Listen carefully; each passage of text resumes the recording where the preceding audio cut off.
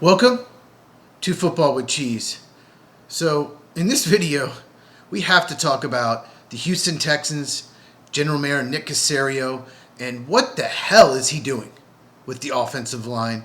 But first, if you are new to the channel, make sure you subscribe and hit the bell for notification so you never miss one of my videos. Let's just get right into it. I don't think Nick Caserio wants to help out CJ Stroud. I don't think he cares. Maybe he's even setting him up to fail, because CJ Stroud had one of the best rookie seasons in NFL history. It was incredible. And he has gotten worse each year, and the offensive line was pretty good his rookie year, and it's been absolute garbage the last 2 years. And Nick Caserio, it seems like to me, is doing everything he can to make the offensive line worse and worse every year. And how can you evaluate your quarterback, your young quarterback who's been in the league 3 years, who you might want to extend after the season? How can you evaluate that when you have a poor offensive line, when he's running for his life, when he has pressure in his face constantly? Let's just quickly go over the moves he made today, but first let's go back to last year.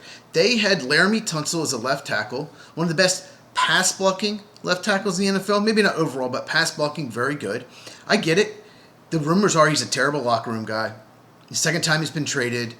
Okay, but you have to have a plan to replace him, at least a good plan.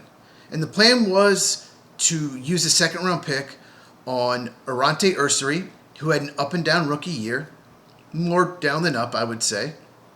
And your offensive line got worse, especially at offensive tackle. Now, I did think the interior got a little better. Ed Ingram had a really good season as far as run blocking, maybe not so much as a pass blocker. And you have Blake Fisher, who they drafted in the 2024 draft, who I thought was a major reach as a second-round pick. He improved in his second season, but still, he's just not a very good pass blocker. And if you're going into the season with Arante Ursary and Blake Fisher as your offensive tackles, that has a potential to be an absolute disaster. And once again, you have to evaluate CJ Stroud in his fourth season. You have to decide to extend him. He's under control for 2 more years, assuming you pick up his option, which I think they will. So the best possible thing you can do is to get a great offensive line around him, especially pass blocking. And every year, they seem to get worse. If you did not know about the moves today, they traded Titus Howard, who was probably their best offensive lineman, definitely the most versatile because he can play tackle and guard. They traded him to the Browns. I get it, he's 29 years old. Okay, you want to get younger, but your offensive line just got worse. Not only that, you traded for a 29-year-old running back, David Montgomery, who's a good player. I don't think he's a great player at this point, but the Lions just wanted to move on from him. So that is very telling. But you trade for a running back and give up Juice Scruggs, who's coming off a down year. Scruggs showed some promise in the 2024 season and just regressed last year for whatever reason. But the Texans have just traded 2 offensive linemen that have played a ton of snaps over the last 2 years. They play multiple positions. Scruggs has played guard and center. Howard has played tackle and guard, and destroyed your depth because Trent Brown is a free agent. Ed Ingram, who is your best run blocker, who I just mentioned, he is a free agent. So they may go into the season with Blake Fisher, Arante Ursary, Jake Andrews, Jarrett Patterson, and pick someone else as your starting offensive line. That is a nightmare if you're a Texans fan. What are you doing? Trading for a 29-year-old running back? Oh, we want to get younger at offensive line, but let's get older at running back? And they gave up a 4th-round pick to the Lions and a 7th rounder in the 2027 draft. So we're giving you an offensive lineman and giving you draft picks for a 29-year-old running back. And they got a 5th back from the Browns for Titus Howard, but you need to get more than that. Half the league, maybe more, need at least 2 new starters on the offensive line. And the Texans need more than that now. Plus, you do not pick until the late 1st round. You don't have a top 15 pick to trade down, get more picks, and draft a bunch of offensive linemen. And you're over the cap. Not only are you over the cap for next year, you're only paying your quarterback $11 million. CJ Stroud's cap hits are like $11.1 million. I don't understand what Nick Caserio is doing. He's not a very good GM.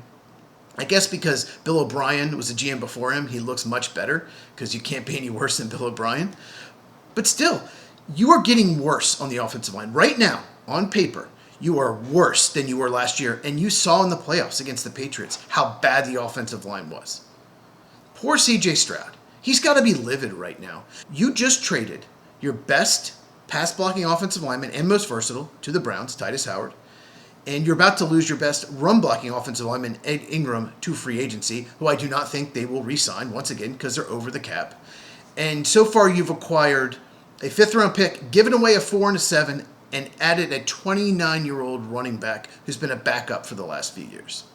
Way to go, Nick Caserio. I live in Houston. I cannot wait to see reaction from the fans here. So let me know in the comments, what do you think about these moves? Getting younger is fine, but you have to have the draft capital to add young players, and you have to hit on them. Their offensive line is complete unknown right now. You can't just assume Blake Fisher and Aronte Ursery are going to be so much better next year. You can't. This is a disaster. So let me know in the comments if you agree with me. If you enjoyed this, give me a thumbs up. Really helps out the channel.